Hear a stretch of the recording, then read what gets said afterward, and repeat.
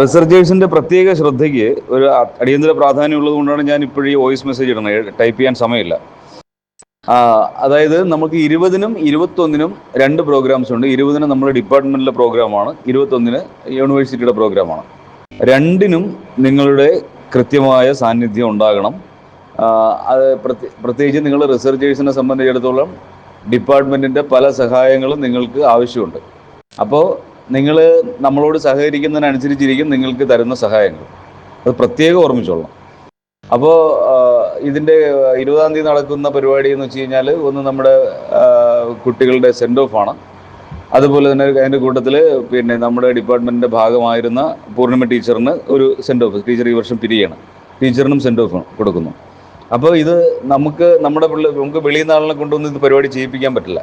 അപ്പോൾ നമ്മുടെ BA മുതൽ റിസർച്ചേഴ്സ് വരെയുള്ള ആൾക്കാരാണ് നമ്മുടെ ആൾക്കാർ.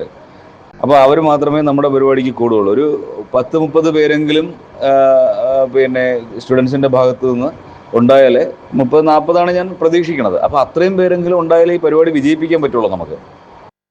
അപ്പോൾ അതിന് നിങ്ങൾ തീർച്ചയായിട്ടും വന്നേ പറ്റുള്ളൂ.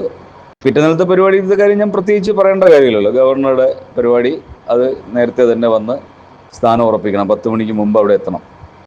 ഇതിൻ്റെ കാര്യത്തിൽ ഇതിന് പങ്കെടുക്കണം. പിന്നെ സിൽജയാണ് ഇതിൻ്റെ കോർഡിനേറ്റർ. അപ്പോൾ സിൽജ ഇത് കാര്യങ്ങളെല്ലാം പറയും. നിങ്ങൾ സിൽജയോട് സഹകരിക്കണം. എല്ലാ കാര്യങ്ങളും നിങ്ങൾ എത്രത്തോളം ആത്മാർത്ഥമായിട്ട് ഇതിനോട് സഹകരിക്കുന്നു അത് ഞാൻ കൃത്യമായി രേഖപ്പെടുത്തി വയ്ക്കും. വെറുതെ മനസ്സിൽ മാത്രമല്ല, എഴുതി വയ്ക്കും. ആരൊക്കെയാണ് ഇതിനോട് സഹകരിക്കാത്തത്, ആരൊക്കെ സഹകരിച്ചു എന്നുള്ളത്. അതിനനുസരിച്ചിട്ടായിരിക്കും നിങ്ങൾ അങ്ങോട്ടുള്ള പല പല പരിപാടികളുണ്ടല്ലോ, അറിയാമല്ലോ. അവസാന RIC, ഓപ്പൺ ഡിഫൻസ് വരെയുള്ള കാര്യങ്ങൾ ഉണ്ട്.